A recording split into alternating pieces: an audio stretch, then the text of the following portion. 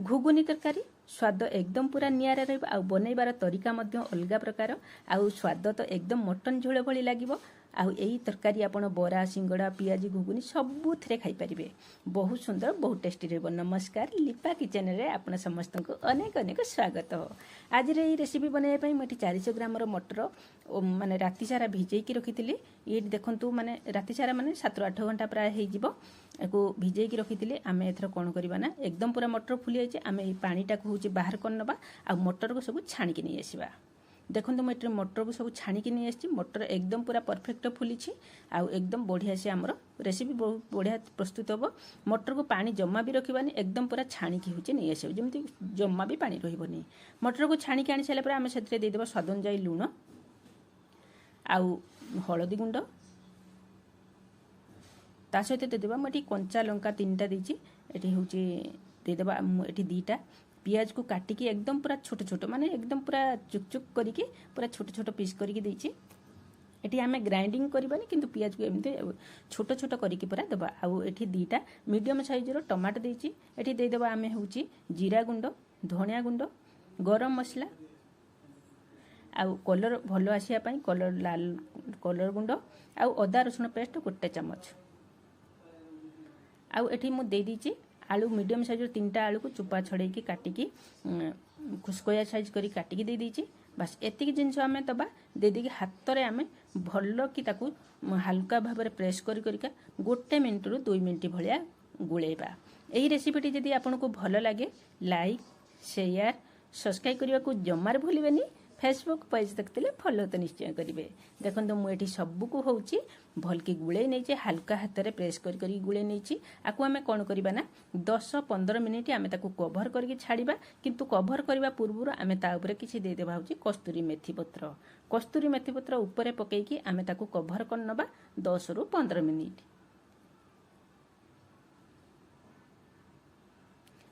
आपण पाखरे जदि समय नथिबो ताले कम से कम 5 मिनिट पर्यंत आपण को कभर करेंगे ना। जो सब आम जिनस सब मसला तसला पकईले सब आम सब मेरिनेट केमती हम एमती घोड़े की रखिले सिना ता बास्ना स्वाद मटर भितर पशिଯିବ। एकदम मटर तरकारी आमर मटन झोल भली लागिवो। देखो ये 15 मिनिट हो जाइए।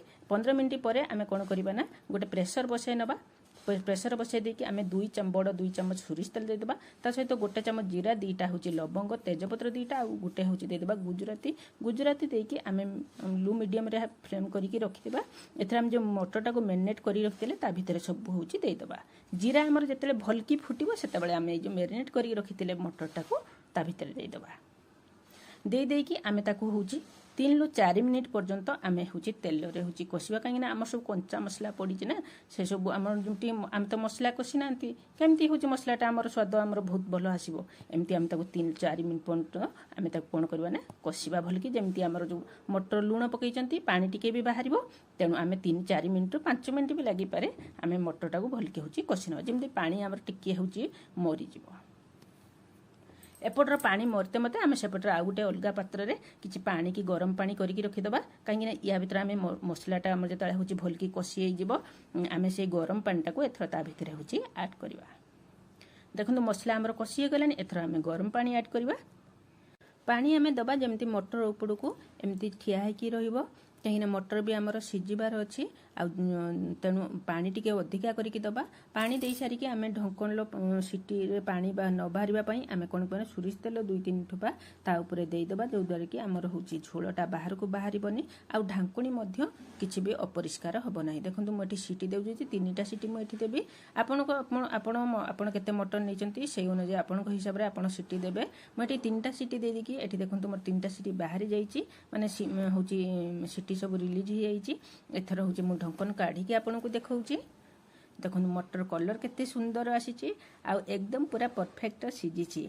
देखो मुझे देखुची केते सुंदर आमर मटर एकदम पूरा गोटा गोटा अच्छी। देखु आपन जदि एमती मटर तरकारी बनइबे ना मटन झोल भी या पाखरे हूँ फेल हो।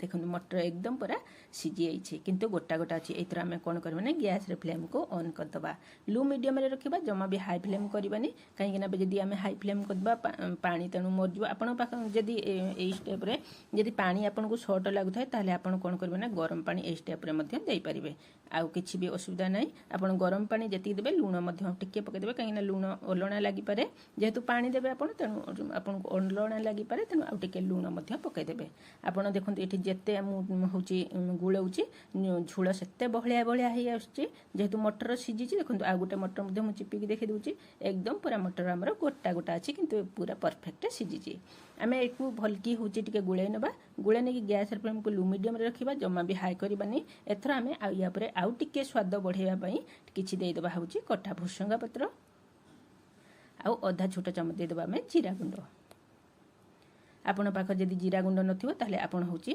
गरम मसला टिके होची मध्य देई परिबे आ गरम मसला जदि नाही ताले चिकन मसला कि मटन मसला टिके मध्य देई परिबे स्वाद आउरी बढ़िया आसीबो देखंतु झोल केते सुंदर आम बहलिया अछि एकु आपण भात सहित खाई परिबे रुटी सहित खाई परिबे परोटा सहित मध्य खाई परिबे मु एठी रुटी सहित सर्व करछि देखंतु ये केते सुंदर होईछि आपन को एई रेसिपी केमिति लागिला हम सहित शेयर करिवे रहिली बा।